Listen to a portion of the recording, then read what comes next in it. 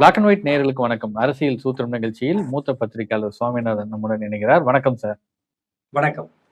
தேர்தல் வேட்புமனு நிறைவு நாள். ஆனா நிறைய ஊடகங்களுக்கு பிரேக்கிங் செய்தியாவே தொடர்ந்துகிட்டு இருந்தது இன்னைக்கு. முதல்ல திமுகவில் இன்னைக்கு ஆரம்பிச்சது என்னன்னா, ராணிப்பேட்டையில் அமைச்சர் காந்தி மகன் விலகிக் கொள்கிறார். அப்பாவே போட்டியிடணும்னு ஆசைப்படுறாரு, அதனால நான் விலகிக்கிறேன் அப்படின்ட்டு காந்தி இன்னைக்கு வேட்புமனு தாக்கல் பண்ணார். அப்ப காந்தி இன்னைக்கு வேட்புமனு தாக்கல் பண்ணாருன்னா பிஃபார்ம்சி கையெழுத்தெல்லாம் வந்து முதலே வாங்கி வைக்கணும். அப்ப இது ஏதோ முன்னாடியே நடந்திருக்குது. ஆனா கடைசி நேரம் வரைக்கும் ஒரு ரகசியம் காத்திருக்கிறாங்க. ஏன் அந்த ரகசியம் காக்கப்பட்டது? அங்க வந்து ராணிப்பேட்டை தொகுதியில வேலையே நடக்கல, காந்தியின் மகன் வேட்பாளர்ன்றத கூட பெரிய அளவுக்கு கொண்டு போய் சேர்க்கல அப்படின்னாங்க. அப்ப முதல் நாள்ல இருந்து இந்த நெருடல் ஓடிட்டு இருக்குதா? அவங்களுக்குள்ள ஒரு ஆசிலேஷன் இருந்துகிட்டே இருந்திருக்குதா? அதை கடைசி நேரத்துல வெளிப்படுத்துறதுக்கான காரணம் என்ன? திமுகல கிட்டத்தட்ட வேட்பாளர்கள் அறிவிக்கப்பட்ட நாள்ல 28 அமைச்சர்களுக்கு சீட்டு கொடுத்திருந்தாங்க. சீட்டு கிடைக்காதவர்கள் ரொம்ப சொற்பம் தான், 3-4 பேர் தான். அதுல ஒருவர் காந்தியினுடைய பையனுக்கு கொடுத்திருந்தாங்க ராணிப்பேட்டை. அந்த நேரமே அவர் வந்து கிட்டத்தட்ட தலைமையில முறையிட்டிருக்கலாம். இந்த விஷயங்களை வைத்து நம்ம பார்த்தால் அவர் முறையிட்டிருக்கலாம். இப்ப நீங்க அவரை மாத்திட்டு இன்னொரு வேட்பாளரை போட்டீங்கன்னா, தமிழ்நாடு முழுசும் இந்த ஊர்ல இவர் விஐபி இவருக்கு சீட்டு கொடுங்க, அந்த ஊர்ல அவர் விஐபி அவருக்கு சீட்டு கொடுங்க, கன்னியாகுமரியில பத்மநாபபுரம் தொகுதியை கம்யூனிஸ்ட் இருந்து புடுங்கி திரும்பி மனோ தங்கராஜ் அவர்கள்ட்ட கொடுங்க, கோரிக்கைகள் வரும்ல. பொன்முடியும் கேட்கலாம்.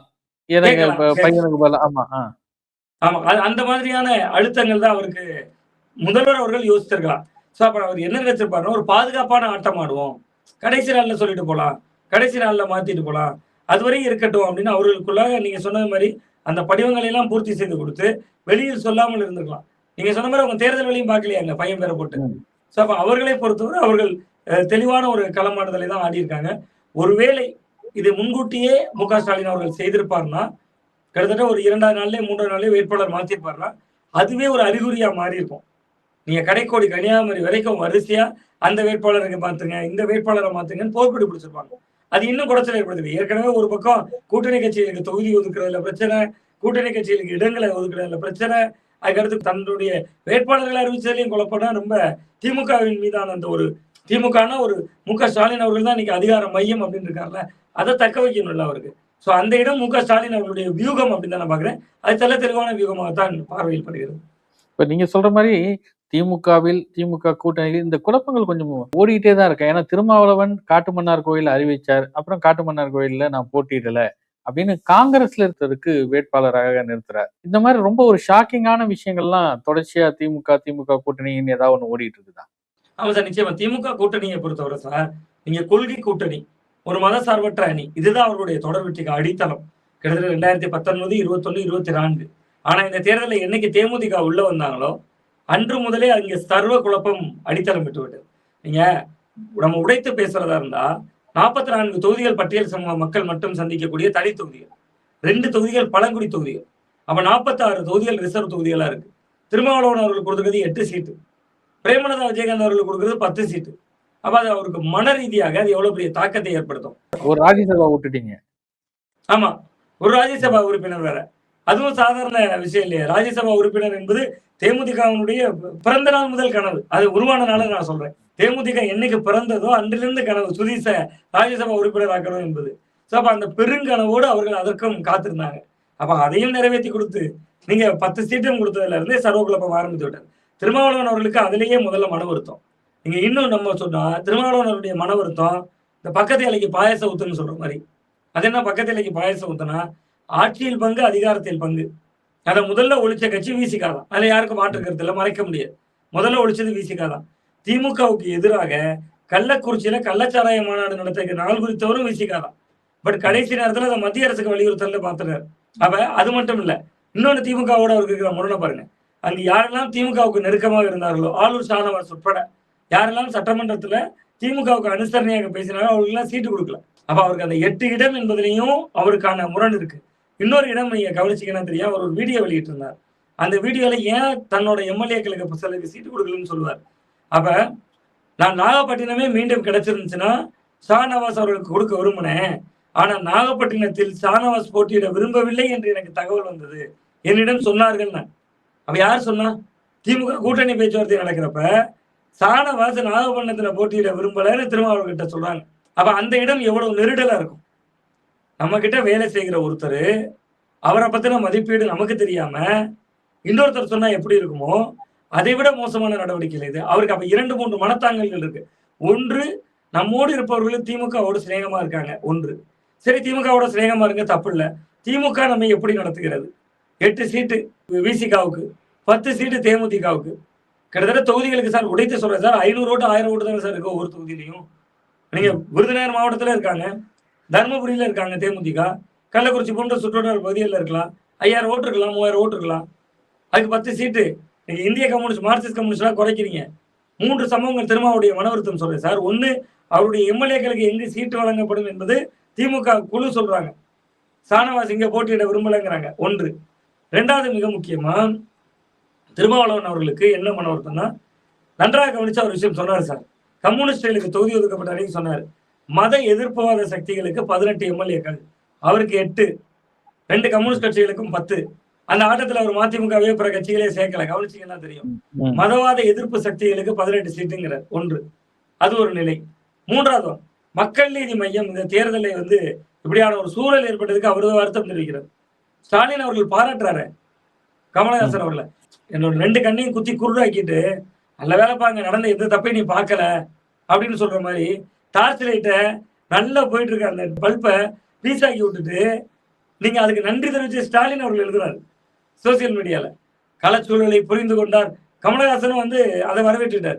திருமாவளவன் அதை எதிர்ப்பு பண்ணாரு, மன வருத்தப்பட்டாரு. இது எல்லாமே ஒரு திமுகவுக்கு சொன்ன மெசேஜ் தான்.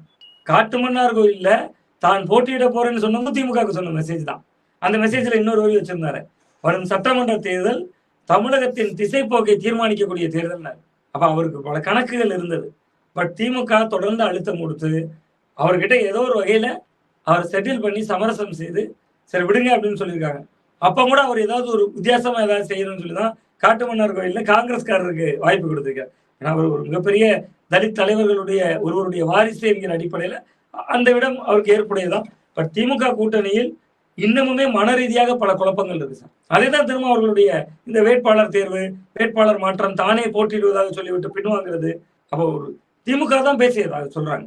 திருமாவளவன் அவர்கிட்ட நீங்க ஏன் சட்டமன்றத்துல போட்டியிடணும், ஒரு பார்லிமெண்ட் இன்னைக்கு சார் திருமாவளவன் அவர்கள் சட்டமன்றத்துக்கு போட்டியிட வருகிறார். ஒருவேளை திமுக தான் வெற்றி சார். நான் ஆதவர்ஜனாக சொன்ன விவகாரம் தான் சொல்றேன். திமுக தான் ஜெயித்தரும்னு ஒரு முடிவு செய்திருக்காங்க. அப்படித்தானே ஒரு கூட்டணி கட்சி நினைக்கணும். திமுக தான் வெற்றி பெறும்னா சட்டமன்றத்துல போய் யாருடைய குரலை பேசுவார்? திமுக வெற்றி பெறும். மு.க. ஸ்டாலின் சொல்றாரு, வெல்வோம் 200 படைப்போம் வரலாறு. 200 சீட்டு அவங்க ஜெயிச்சிடறாங்க. ஆளுங்கட்சி மெஜாரிட்டியா வந்துருது.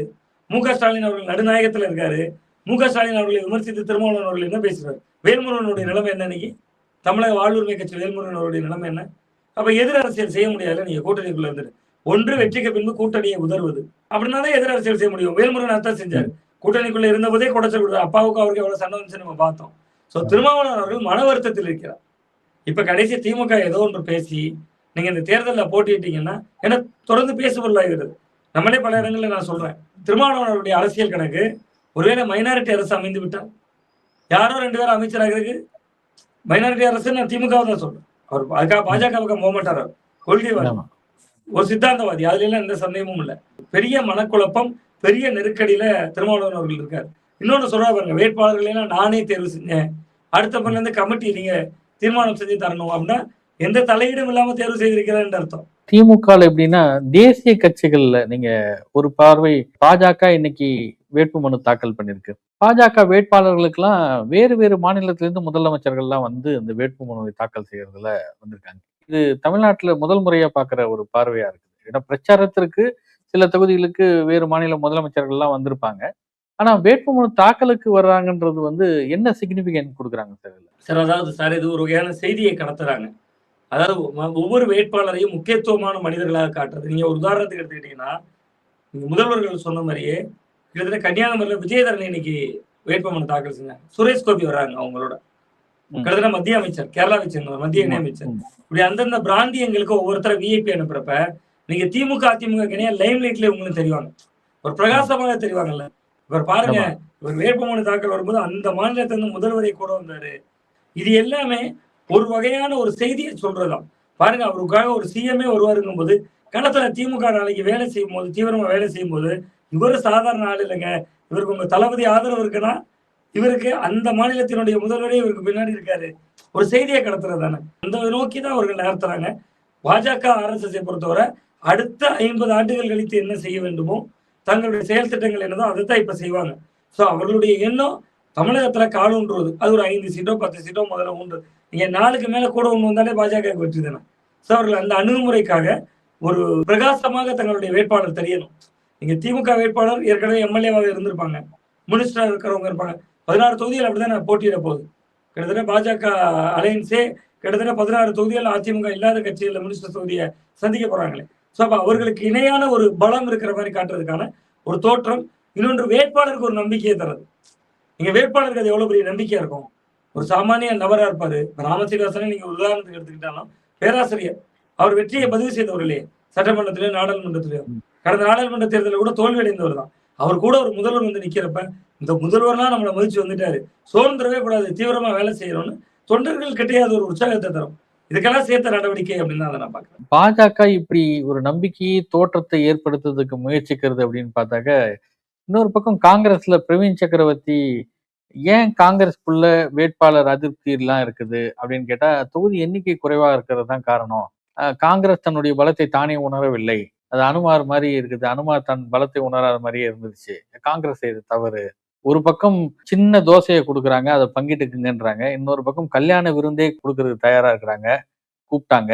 ஆனா காங்கிரஸ் கட்சி செய்த தவறு அப்படின்றாரு. அவர் மீண்டும் அந்த காங்கிரஸ் தலைமை தவறாக திமுகவுடன் கூட்டணி போக முடிவெடுத்து விட்டது, இல்ல திமுக கூட்டணி கட்சிக்கு ரொம்ப குறைத்து எண்ணிக்கையில் சீட்டு வழங்கி விட்டது அப்படின்ற அந்த குற்றச்சாட்டுக்குள்ளேயே மையப்புள்ளியா சுத்தி வர்றாரு. இன்னும் தேர்தல் வேட்புமனு நிறைவாகிவிட்டது. இன்னும் நாட்கள் 15 நாட்கள் தான் இருக்குது.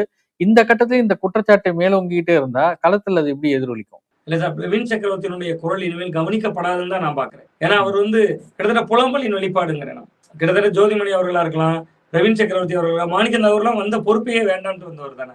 அப்ப அவர்களுக்கு முரண் இனிமேல் செல்வ பெருந்தகையோடு. நேற்று வரைக்கும் தான் முரண் திமுகவோடு. இப்பொழுதெல்லாம் அவருடைய முரண் என்பது செல்வ பெருந்தகை நோக்கி திரும்பிடுச்சு. செல்வ பெருந்தகை சொல்றாரு, தேர்தல் முடிந்த பிறகு நான் கணிசமான வெற்றியை பெற்ற பிறகு என்னுடைய சேவை ஸ்ரீபெரும்புதூருக்குள்ள போயிருன்னு. அப்ப கிட்டத்தட்ட அவர்களுடைய இலக்கு என்பது இனி காங்கிரஸ் கட்சியினுடைய தலைமைத்துவத்தை நோக்கியதான் மாறிடுச்சுன்னு தான் நான் பாக்குறேன். ஒன்று.